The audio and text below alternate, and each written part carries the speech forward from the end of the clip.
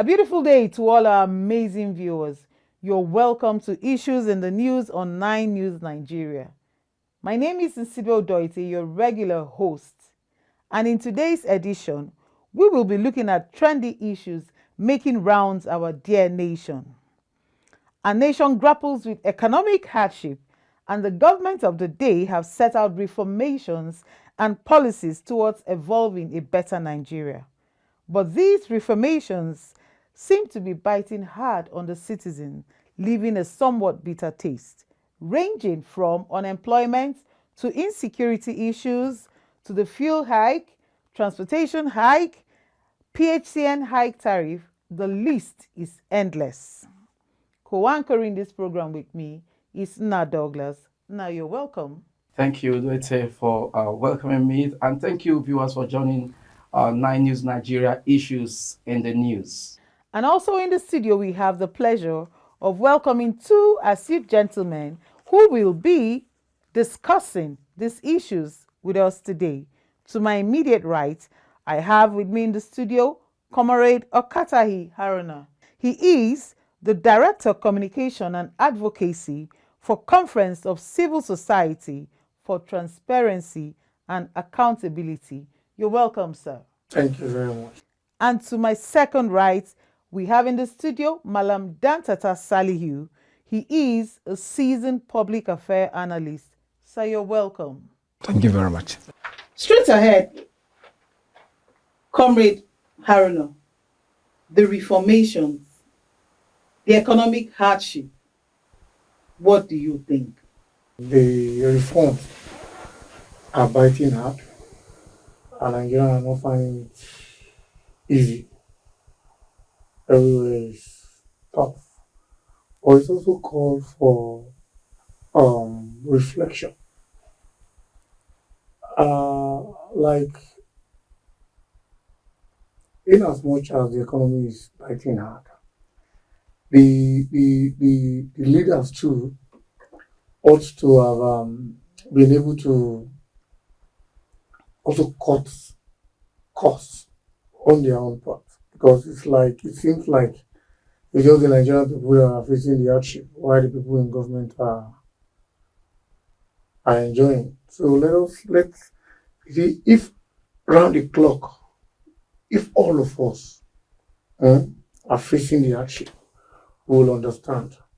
But not only the citizens, while the people in government are just full of wasting Nigerian money. So this is where we have, of course, reforms are not tea party.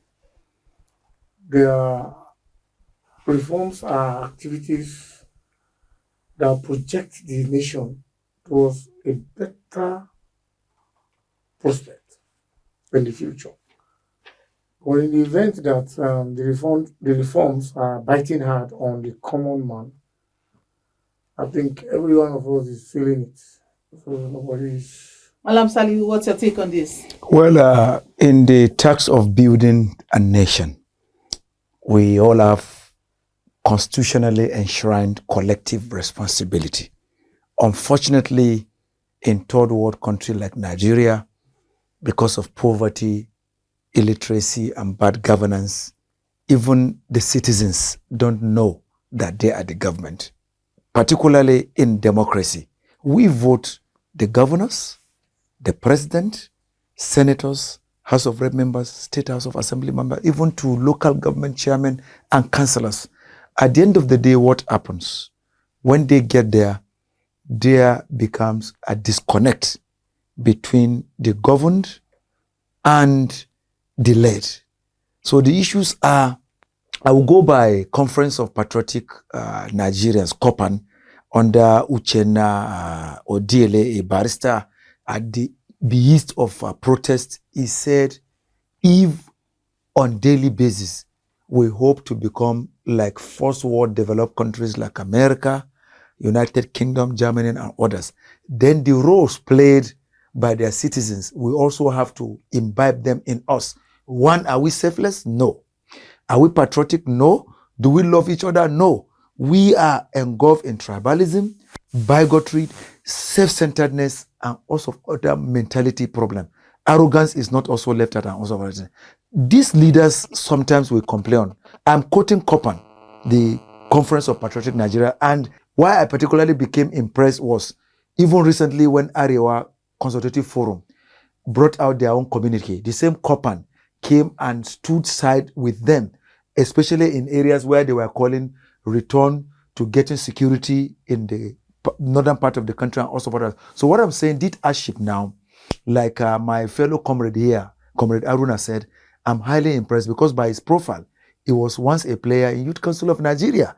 You can see he did not take that, no, I was once a player in NYCN. He brought out the issue straight. The issues are hardship, yes. Who are the cause of hardships? Not only the executive, not only the legislatures. For example, from the passage of PIB bill that has now become PIA, Petroleum Industry Administration, the tax of fixing the price of PMS lies in the marketers. And NNPC Limited of recent came to say that it is the marketers, they are owing them about 6 million US dollars. Billion. 6 billion US dollars.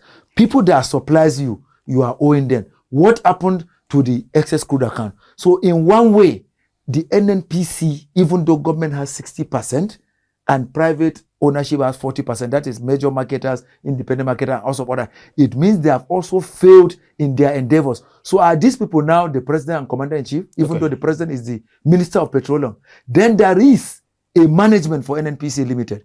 The chief operating officer who was Itato, the GMD, you have executive directors, which is political appointment, you have general managers, deputy general manager, then you also have subsidiaries. Let me give you an example. At the time they increased the fuel price to 950, even at that, Nigerians killed. Many of the filling stations never had fuel. Did the DPR that metamorphosed into upstream regulatory agency bother to go and seal most of these stations?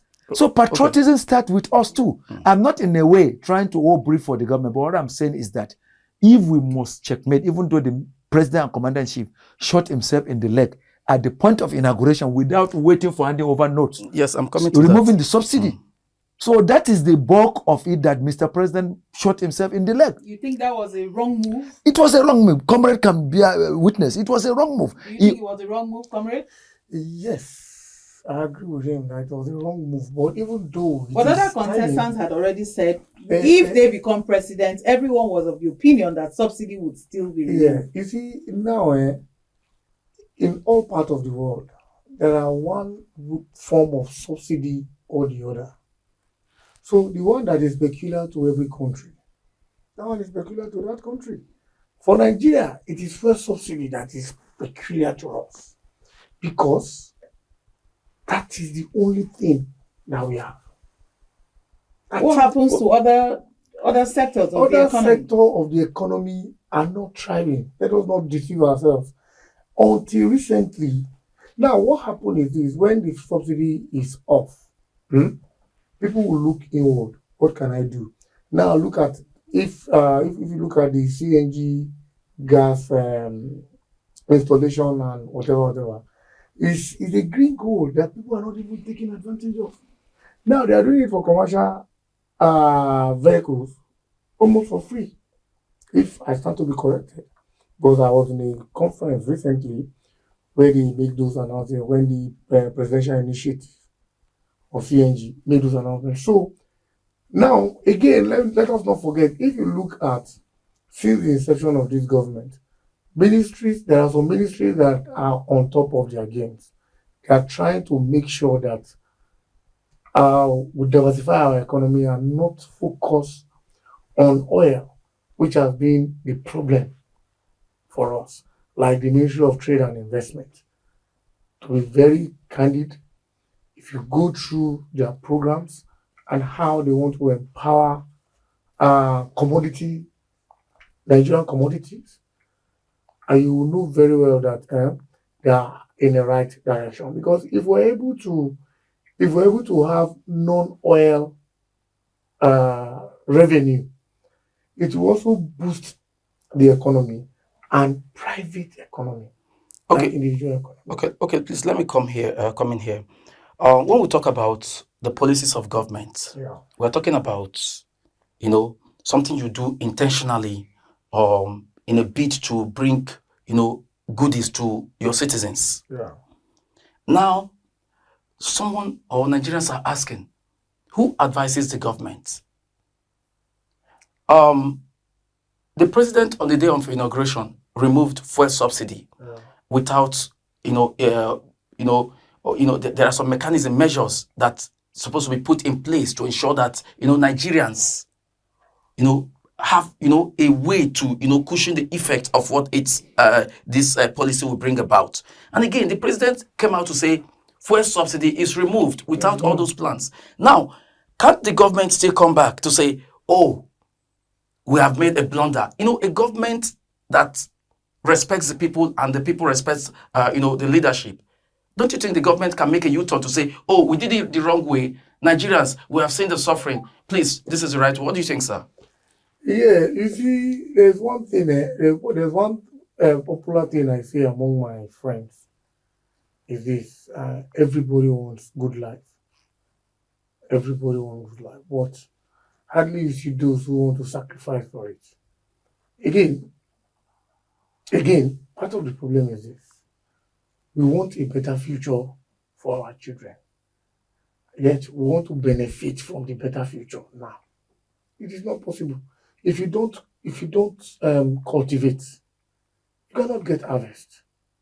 It's only when you go to farm, you wait that period, that you have bountiful harvest or whichever ways. Now, let me tell you, you see, if you go and check very well, the previous administration actually made budgetary allocation for subsidy, which terminates, I think, about that period. Yeah. You understand? So now, where are these monies coming from? Sincerely speaking, let us not deceive ourselves. Subsidy is a big scam. Only very few people benefit from this scam. Very few people. I have, there was a time I had a deal with somebody, and the person was begging that, please, we should do this, we should do that. And I said, this Tinubu that came has reduced their enjoyment. And I asked, what enjoyment? He said, the previous administration, because the person is into oil marketing. He said, they go to PEF. They go to PEF and collect, there is this, no money, name he call it. Petroleum Equalization Fund. Petroleum Equalization Fund. They go there and collect money that they are not meant for. Okay, let me interrupt you here. Okay, having removed the subsidy, and this is for you, madam. Having removed the subsidies, how much do you think? Where is the money that has been saved? What have these monies been used for? What are we benefiting from the suffering of removing the subsidy? You see, the problems of political leadership is when you don't have check and balances, when the two arms of National Assembly that claims to have standing committees are not oversighting, you allow people to do what they want to do. The issues are, we are hypocritical, the system is full of corruption. And I will tell you, even as they are talking, I thank God my comrade said the only thing we enjoy is that subsidy. 2023, they paid 3.6 trillion. Quote me, is there in the records. To who? To 2023, as subsidy money to the people they know. Then in 2024, they had inserted 5.4 trillion. Are you sure of these figures? Yes, it was in the Accelerated Sustainable Advancement Plan. It now leaked in office of the Minister of Finance. They now dropped that and said it was false. Before Mr. President left for France, they paid 6.6 trillion, yes or no, for subsidy. If not, the pump price will have been more than this by now. So coming to that now, if we now say subsidy is a scam, how come you are still paying it? You paid it through backdoor, then now you paid it physically. You said the 6.6 trillion you paid. Let me tell you one thing. This is the only country where we don't enjoy social security. This is the only country where we don't generally enjoy health insurance. Even this national health insurance that is for civil servants, there is a certain percentage that when the money gear up to, you have to take it by yourself and pay. So the whole thing I'm trying to tell you, it is the need to restructure, even though the petroleum sector now 60% is for government, 40% is shared between major marketers, independent marketers, and others. But who appoints the Minister of Petroleum is the President. The Minister of State, who appoints the Chief Operating Officer, the President. What happened to excess crude account during COVID-19 when they wanted to evacuate Nigerians abroad, back home? They never had money. It was Minister of Environment, then Mahmoud Yakubu, that advised Minister of Foreign Affairs to approach CBN as well as NNPC, because that is what they call corporate social responsibility. Yes, sir. And when he approached the GMD as well as the CBN governor, they both gave him 2 billion each. That was the money they used to evacuate Nigerians, some of the Nigerians that came. So if you can take that kind of money from ECA account, why can't you take such money from that ECA account to subsidize? Because the common person, let me give you an example now. You go to Kayama local government area, Kwara North, where they produce yam, cotton, soya bean. You go to Akwa Ibom, where they produce red oil. You go to Benue, where they produce yam as well. You go to other areas where they produce other things like the issues are with high PMS price. If you are to leave Kayama, for example, you bring the product to Kanji in Niger State. From Kanji, you transport it to Bidda in Niger State. From Bidda, you transport it to Mina. From Mina, you bring it to Abuja. If you bring yam of 100,000, you now sell it for 1 million. So the issues is just corruption. Then again, the 2 arms of National Assembly, that is the Senate and House of Reps, they have Senate Committee on Petroleum Upstream, Committee on Downstream, Midstream. Same thing extends to the lower chamber.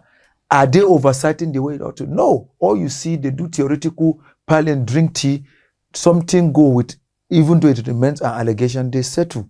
At the end of the day, they speak English. That is why this Fuji musician, Ayinde Barrister of Belezema Yoruba music, that created Fuji, in one of his albums, he said, Nigerians, we love English too much that we even claim to speak English more than British Parliament. Okay, let me hold you here. Comrade Okatahi, you are a member of a civil society organization, and the CSOs, they play a very important role to the development of this nation. Now we're talking about, you cannot beat a child and ask that child not to cry. It's the hunger, if quoted rightly, the hardship and everything that necessitated the protests that recently happened, the end bad governance protest that happened. And we also viewed it, and you are in this country when all these things happened. Now, Nigerians, especially those that were protesting peacefully, that, President, we are hungry. Please reduce everything for us so that it will be easier for us. Can you just, but you see how the security agencies and all that, trampled on them, trampled on their right and all that. As a civil society person, what is your take on it? Well, it is very wrong for our security agencies to clamp down on peaceful protesters. However, when you say peaceful protests, we see how protests are being done everywhere. But in Nigeria, people hide. Let us not deceive ourselves. We don't even have enough security architecture to protect Nigerians when we are not even protesting. Not to talk about protect Nigeria when we are protesting, where some few individuals see it as an advantage to rob you of your possession because it feels you cannot get at government, and you that is seeing holding a very good phone, you are the government is seeing. Now it comes to rob you of your belongings. And again, private organizations being looted, government facility, you are complaining. Government is not trying. The little structure we have, you go to destroy it. You continue to suffer because they will still use the same money they are supposed to use for you. They will use it to maintain or rebrand the structure. Now, 2 things happen in that way. You're not getting anything. If you can organize ourselves. If you saw what happened, some persons actually pulled out when it's getting out of hand. And saying a 10-day protest for Canada is too much. You tell the protest is too much. It's too much for now. Please, can you explain why it is too much? It's too much because if you check the volatility of Nigeria, it's too much. We'll not find it easy. That's all the truth. We can do a 3 days, like when Labour went on strike for minimum wage or so. Government was not listening to them. There are things they did. Government had to listen immediately. The president called them. You see, if it is the usual way of shouting, and even the president even mentioned that they have gone on strike, how many times when he came on board that they should meet in 2027. But when the last one came on board, the president had to intervene immediately because Nigeria is already going the other way. Mm. And so you are not destroying anything, but you are only bringing people to their knee to do the needful. You see, the labor and civil society and everybody need to come together. If you are doing a protest that the labor that should off the light is not doing, how will the government listen to you? Oh, no, listen to you. When the labor that will stop every economic activities of the country, they are still there. But what about the government that is not doing what it promised? Now, you see, I actually don't want to be seen as speaking for government. You understand? Because if you observe very well, there are some countries around the world that also pass through this stage we are passing through. The only difference between them, as at the time they were passing through this period, the world is not in a global village like ours, where people will come and start shouting molestation and stuff like that. Recently, I was privileged to go to China, and there is a place they took us to. They were telling us about their history, how they were able to get to where they are, even though leadership is very key, or a purposeful leadership is far better. Now they have a leader who saw that the situation they are into, if they continue like this, they will be like us, the way we are now. They shut down their system against external influence and decide to deal with their issue internally. Okay. I was not the one, that was what they said, and it's even online because I have to fact check some of the things they say. I think at that particular point in time, about 6 million Chinese, they died of starvation. 6 million people, Chinese, die of starvation for them to give them this present day China that we run through, that even the Mr. President is. They just left recently. So you see, that's why I used the word earlier that we want a good thing, but I don't want to sacrifice. I want, if I'm sacrificing, I should benefit the sacrifice I'm doing. Okay. Those people that died were the sacrifice. We have also had people die in Nigeria also, but sorry to interrupt. And are still dying. And are still dying. You see, it's a period of time. Let me come, man. You see, that's why I said I don't want to be seen as in speaking for government. No. But the fact remains that both we, the people, the leader, in fact, the leaders are from us. We're not sincere to ourselves. Taking a look at the recent elections. Gentlemen, we need to go on a short break. Let us pause here for a short commercial break. Viewers, don't go away. When we come back for the second episode, we will be looking at the new presidential jet and yacht bought in the midst of the economic hardship and other things that me and you need to talk about. Stay tuned.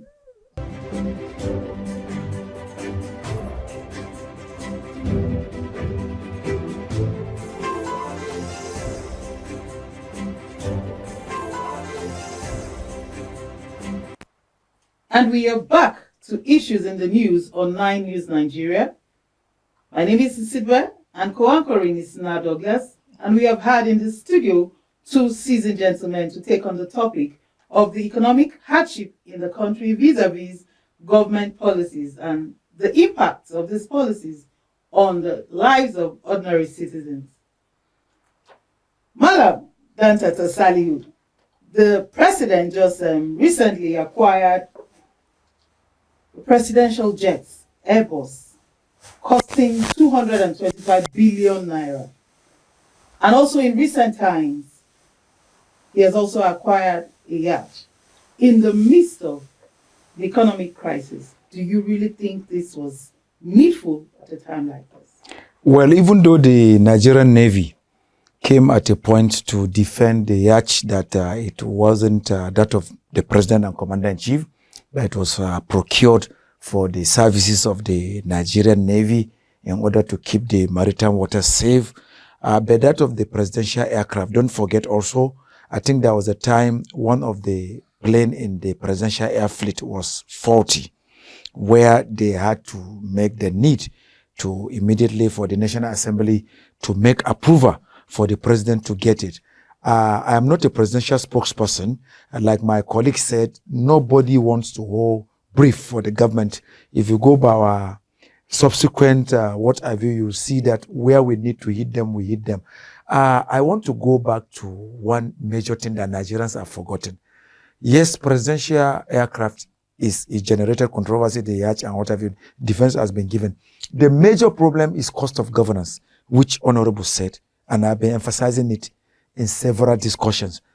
For governors, senators, House of Rep members, and even Mr. President, look at this routine of convoy security made up of gas brigades, police. All of them must be in the vehicle. The president's, motorcade and also go to those of the governors. When you bring their allowances, cost of fueling those vehicles, maintenance.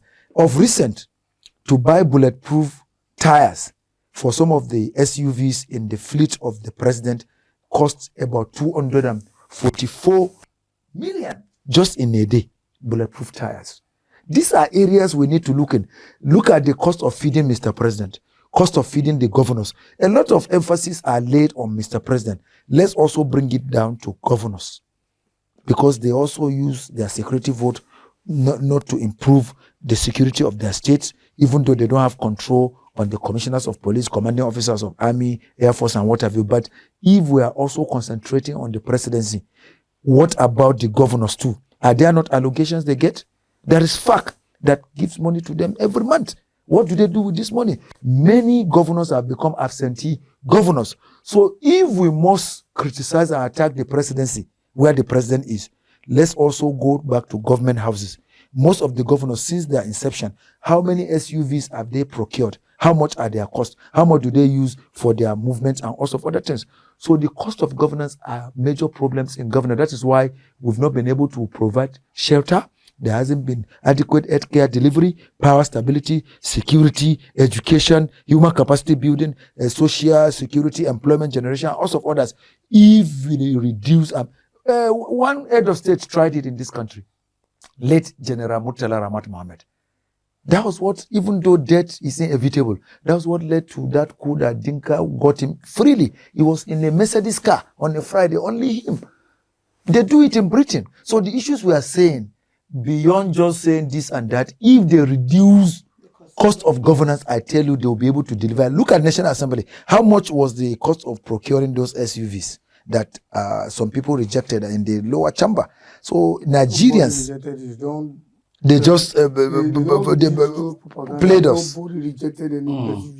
So you can see cost of governance, like thank God my comrade colleague also said, cost of governance is, in fact, major problem in governance. Okay. Alen senators are paid 21 million monthly. Senator Abo said while he was there that monthly he gets 14 point something million, and you can know this 10th assembly now is almost 21. And minimum wage is still at and that 21 million plus is just their juicy what have you. Don't forget they also have salaries, newspaper allowance, wardrobe, and also Comrade Okatahi, a serving governor in one of the northern states, said he was invited to a place where people were said to be sick.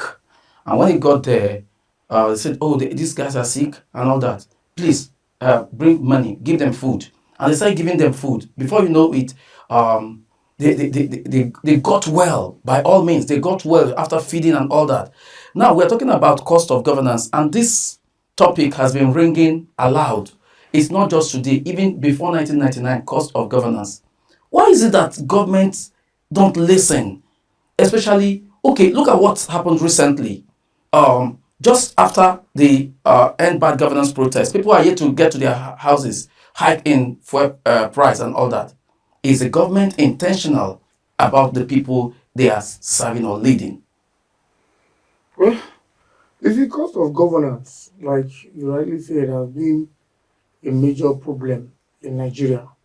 And like what our leader here said about when Muritala was trying to practice reduction in governance by moving alone, we saw what happened to him. So it's like an eye opener to everybody. Everybody is taking personal security very, very serious when you are in the position of authority. But however, there are ways we can do all these things.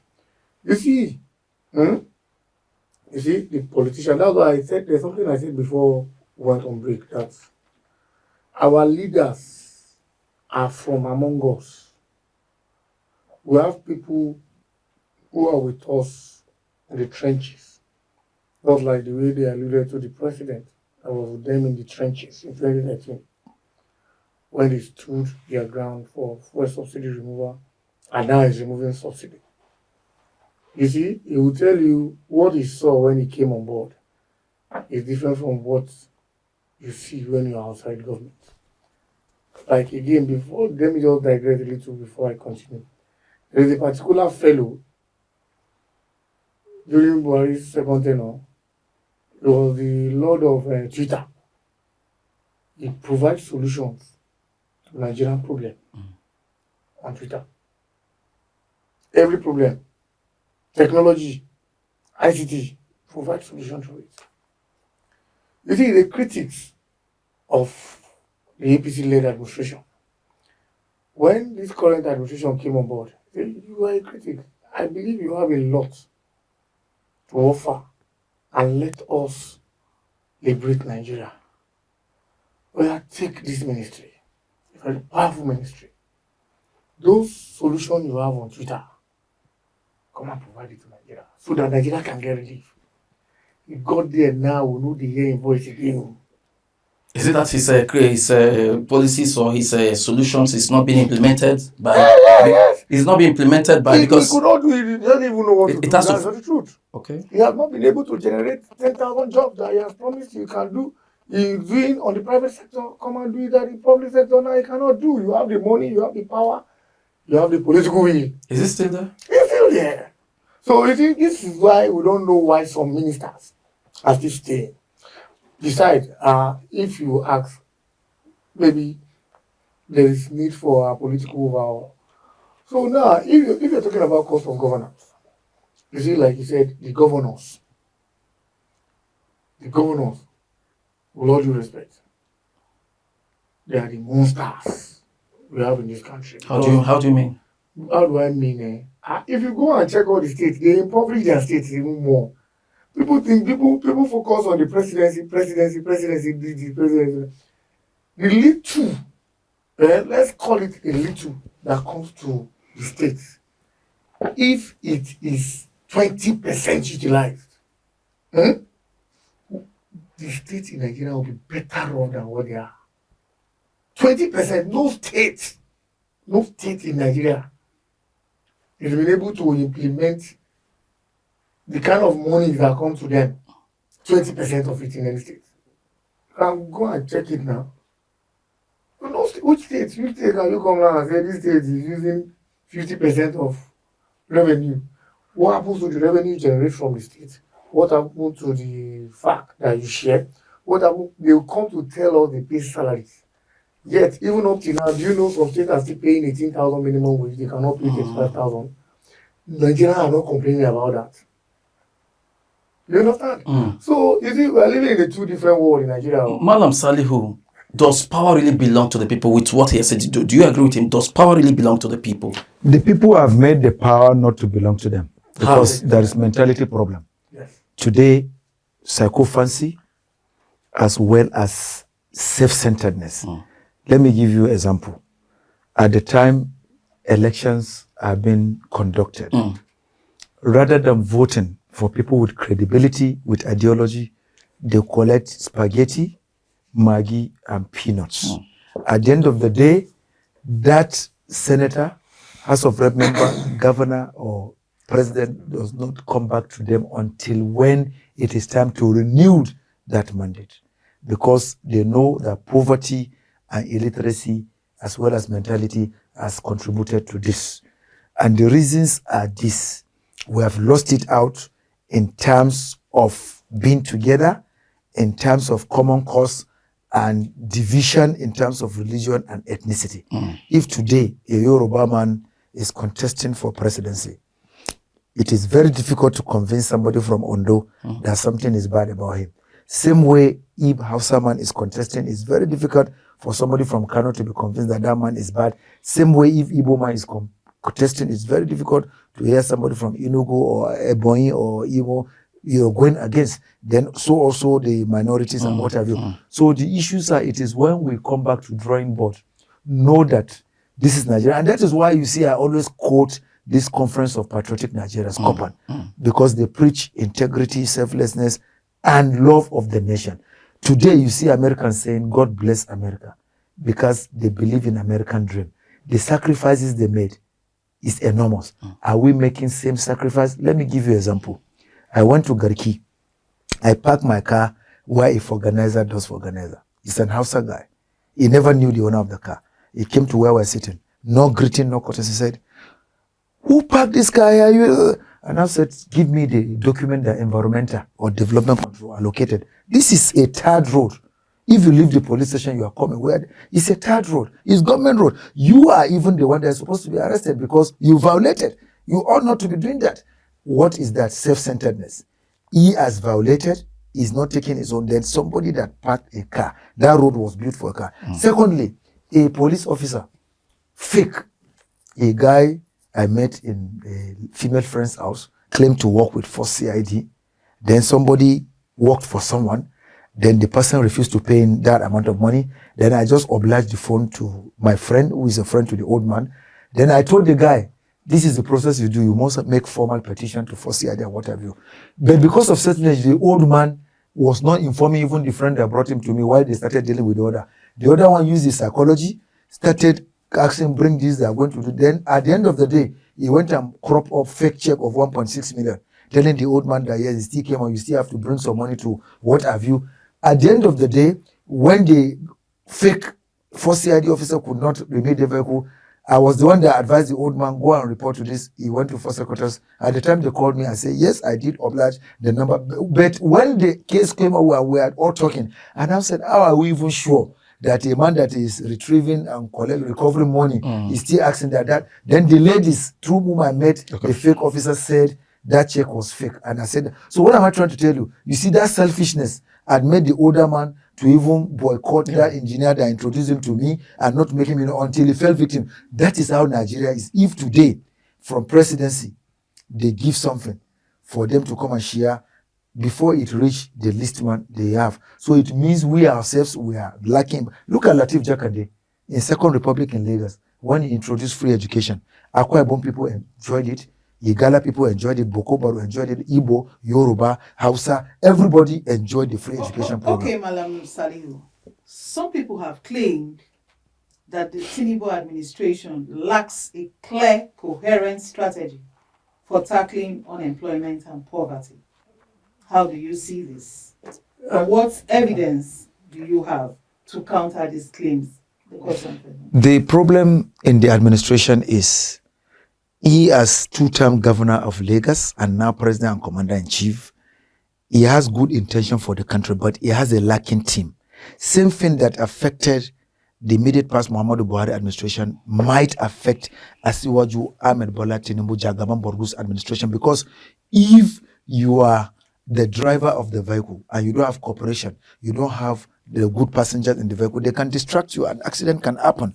What is happening in the team is that is enmeshed in corruption. There are widespread allegations that even for you to see President and Commander-in-Chief, you have to settle certain people.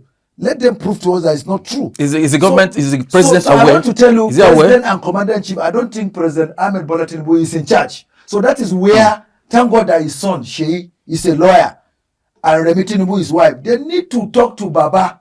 Baba, Asiwaju Ahmed Bola Tinubu Jagaban Borgu, you are not in charge of your government. We have been hearing intelligence information. They are making money with your government, in fact, denting your image, that they even collect money for dollars.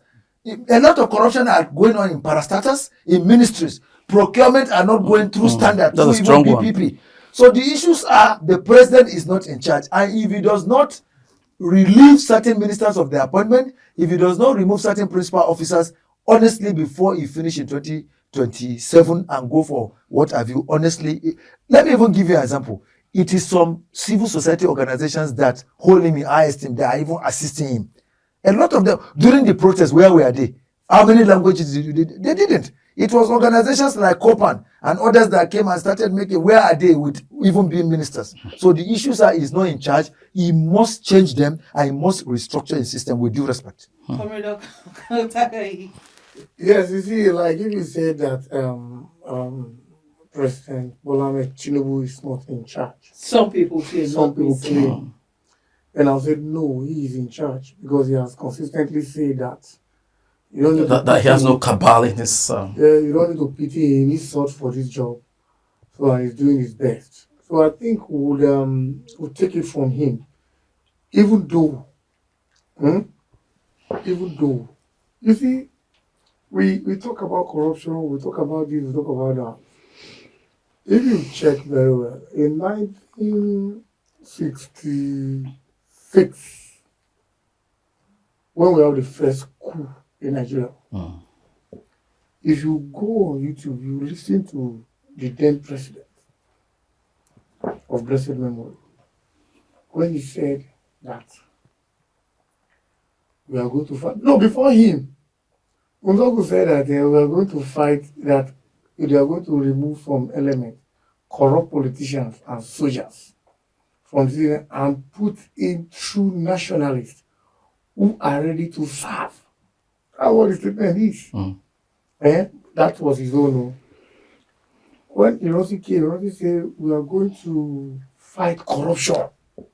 Like this is, I was not born then. We're going to fight corruption in the government.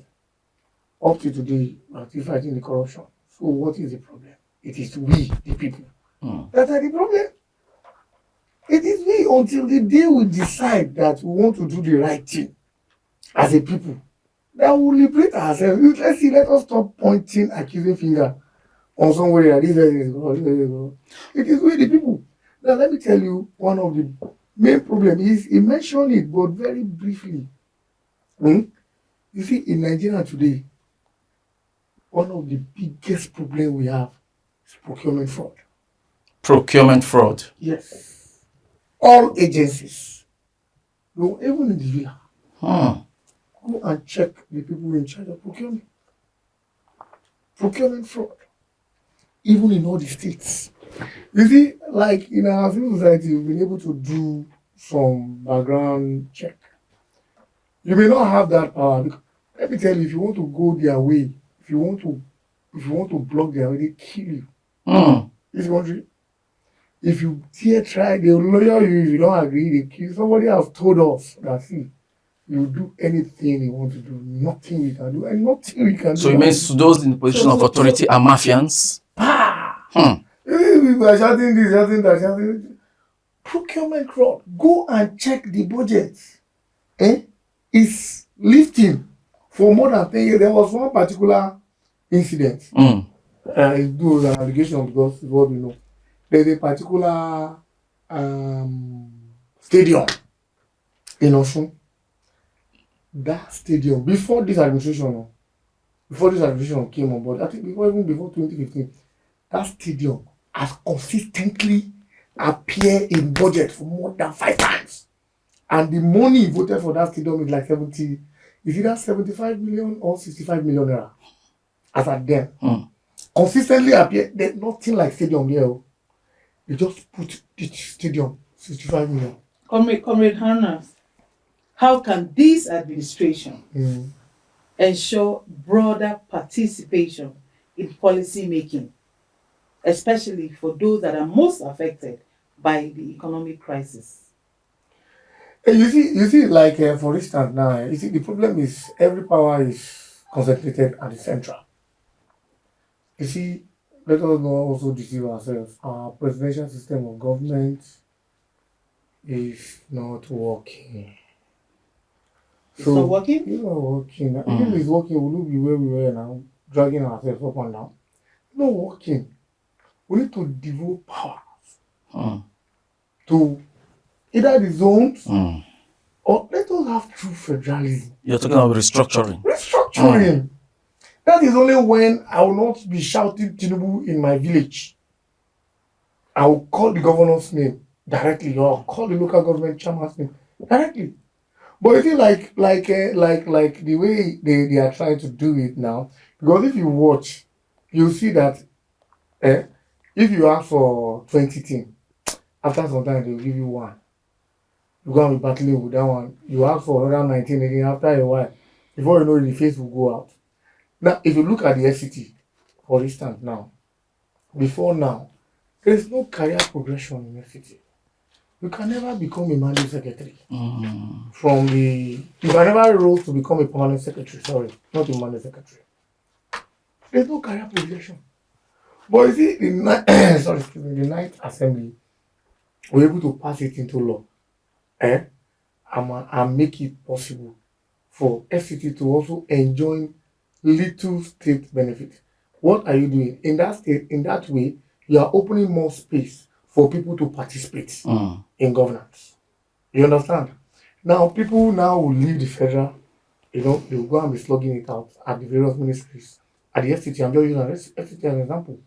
That was what the previous administration was able to do, even though people don't clap for them, that they were able to change that. Now, this administration came on board, they stood their ground and make sure there is local government autonomy. Excuse me, I think what we should do is, because if local government is truly practicing autonomy, many people will not come to Abuja again. Many people will not even go to state capitals. People will go to their locality. In that case, you see governance closer to the people, and you'll be able to participate in making laws that benefit your place. Yeah. Because if in this my area, I know this is what I will sit down and discuss. If you want me to vote for you, I'm already participating. I want you come and sign the paper that you will do this. Yeah. Madam Dantata, Salihu, in line with restructuring, there's an advocacy right now that the power to, appoint the INEC chairman, the Chief Justice of Nigeria, should be removed from the president. Do you agree with that advocacy? Well, it is going to be a very difficult one because certain, portions of the Constitution has to be amended, and which has to go through the two chambers of the National Assembly. When you ask a realist who conducts election, INEC, who swears in the president, Chief Justice of Nigeria, and he still is the one, even though it is based on recommendation from National Judicial Council. That is one aspect people don't know. The president cannot just say, and the judiciary is not like appointment of service chief or inspector general of police, where maybe DIG or AIG can be brought. It's in line of succession. As the Supreme Court is there from court 1 till the end, if, for example, the immediate past, this is the next person, provided there are nothing against, it must go. So the recommendation by NJC is what the president goes by. So going by that, it means it is not the president that, single-handedly appoints the Chief Justice of Nigeria. Some act of parliament. Yes, because not act of parliament. Okay. It's NJC. Okay. NJC makes the recommendation. The regulatory pass body. it to the president, then the president makes the announcement and appointment. Okay. So that is to tell you, and it is in hierarchy. It's just like the state high court now. Let's say state chief judge. if this chief judge is retiring, the next in line, according to hierarchy, is the one that takes over. Same thing extend to appeal court, same thing extend to federal high court, and also. Madam Salihu, I'd like to interrupt you at this point. Yes. As we begin to wrap up this program, Yeah. what message do you have for Nigerians that are hungry?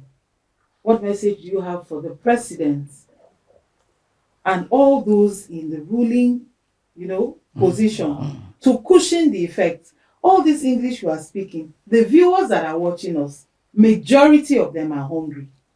And when hunger is solved, you can go out and look for employment. You can be able to do every other thing that you want to do to ease your family. There are people that cannot they can't feed. They can't give their family one square meal. What message? On a lighter note, before he responds, I was opportunity to be at the market yesterday. A mudu of beans is 3,200. What message? You see, they need to introduce social security. These palliatives they are given cannot go a long way. Then the government should open up. We are having insecurity. We need manpower and the security circle, just like Comrade said. Look at the armed forces, look at police, short change of manpower.